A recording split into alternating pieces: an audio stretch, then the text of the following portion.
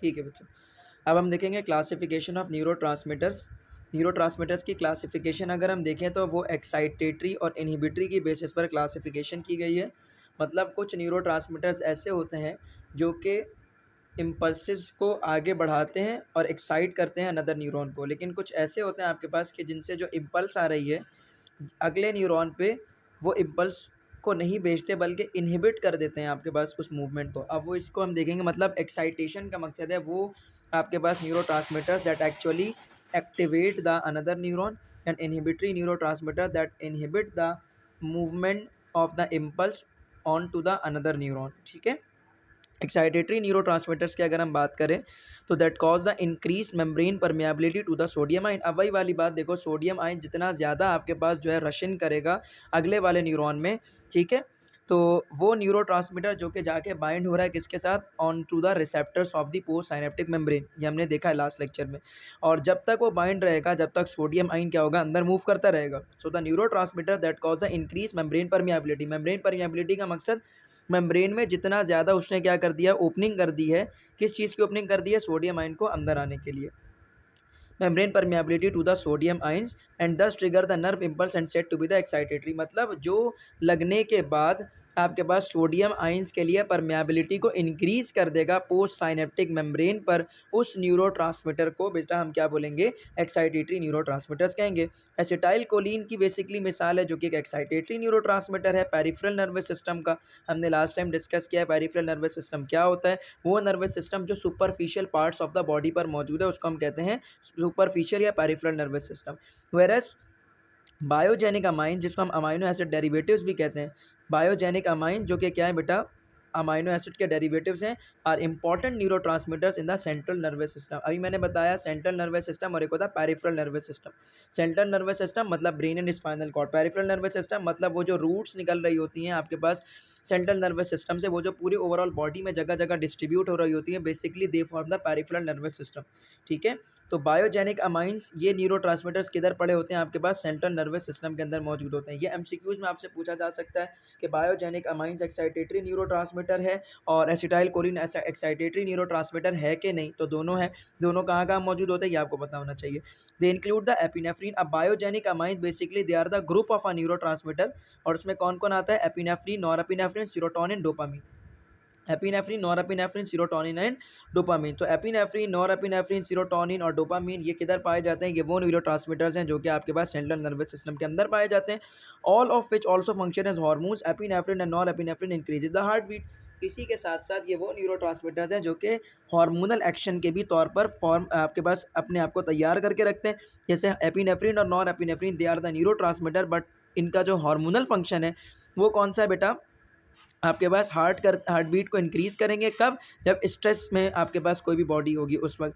ठीक है, serotonin and dopamine affect the sleep. Normal sleep को जो है ना वो इफेक्ट कर देते हैं। नॉर्मल स्लीप को इफेक्ट कर देता है कौन बेटा, dopamine. Mood, attention and learning, मतलब जो नॉर्मल लर्निंग का लेवल है, जो अटेंशन है, मूड है, स्लीप है, इसको इफेक्ट कौन सा न्यूरोट्रांसमीटर करता है, डोपामाइन करता है आपके पास, जिसको आप डोपामिन भी कहते हो। तो these are the actually the excitatory neurotransmitter that actually the increase the membrane permeability. मेरे मुताबिक जो एमसीक्यू सबसे ज़्यादा आने का चांस है वो ये वाला आने का चांस है कि इंक्रीज परमेबिलिटी कर देता है, या डिक्रीज किसके लिए, सोडियम के लिए, या कौन से आयन के लिए, तो सोडियम के लिए कर देता है। और इसकी एग्जाम्पल्स, ठीक है। इनहिबिटरी न्यूरोट्रांसमीटर की बेटा अगर बात की जाए तो other neurotransmitter cause the decrease membrane permeability to the sodium ion. अगला वाला न्यूरॉन एक्साइटी उस वक्त होगा जब उसमें आपके पास एक्शन पोटेंशियल जनरेट होगा।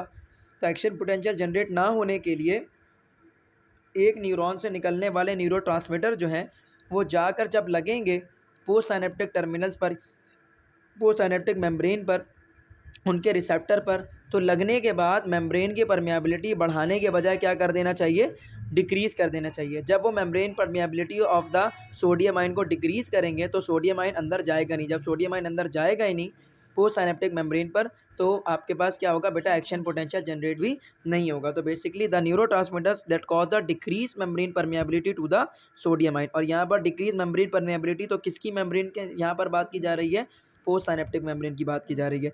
thus causing the threshold of stimulus to be raised, thus causing the threshold of the stimulus to be raised, the action is called as inhibitory। अब ये क्या है बेटा, this action is called as inhibitory because in the because It lessens the chance that nerve impulse will be transferred to an adjoining neuron like that amino acid, gamma aminobutyric acid and glycine. यहाँ पर आपको बता रहे हैं because it lessens the chance that nerve impulse will be transfer to an adjoining neuron. Obviously जब आपके पास membrane की परमिएबिलिटी सोडियम आयन के लिए कम हो चुकी है पोस्ट साइनेप्टिक मेम्ब्रेन की, ठीक है, सोडियम आयन उधर जाएगा नहीं. सो सोडियम आयन जब जाएगा नहीं अंदर तो वहाँ पर एक्शन पोटेंशियल बढ़ने का चांस क्या हो चुका है, लेसन हो गया, कम हो चुका है, डिक्रीज हो गया. ठीक है. Amino acid gamma amino acid gamma amino butyric acid GABA जिसको हम बोलते हैं और ग्लाइसिन. ठीक है. ये दो एग्जाम्पल्स हैं आपके पास इनहिबिटरी न्यूरोट्रांसमीटर की जो कि रिलीज होती है अगर प्री साइनेप्टिक टर्मिनल से, तो पोस्ट साइनेप्टिक मेम्ब्रेन पर लगने के बाद ये अमाइनो एसिड्स की परमिएबिलिटी को बढ़ाने की बजाय क्या कर देती हैं, ये न्यूरोट्रांसमीटर डिक्रीज कर देते हैं. So the endorphin and the peptides. Endorphin basically peptides हैं, मतलब अमाइनो एसिड्स हैं.